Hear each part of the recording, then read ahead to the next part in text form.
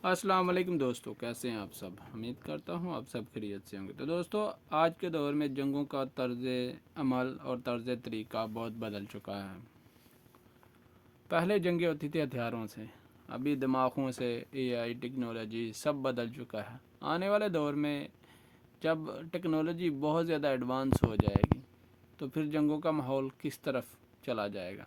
फिर अपने देश के लोगों को दूसरे देश के लोगों में जाके बसाया जाएगा और उनको वहाँ पर रहने पर तरजीह दी जाएगी। जैसे अभी आप शायद आपको नहीं मालूम, आप गूगल करेंगे तो आपको पता चलेगा कि बहुत ज़्यादा यहूदी इंडिया में जाके बस रहे हैं और इंडिया में बाकायदा एक शहर भी बना दिया गया है जहाँ पर सिर्फ यहूदी हर साल टूर करने जाते हैं, रिलैक्सेशन के लिए जाते हैं, वहाँ घूमने जाते हैं, सैर व तफरी के लिए जाते हैं। तो आप गूगल करेंगे तो आपको उस शहर का, उस इलाके का नाम भी पता चल जाएगा। तो आस्ता आस्ता यहूदी भारत के अंदर बस रहे हैं और उधर जाकर शादियां भी कर रहे हैं, वहाँ पर फैमिलीज़ रह भी रही हैं यहूदियों।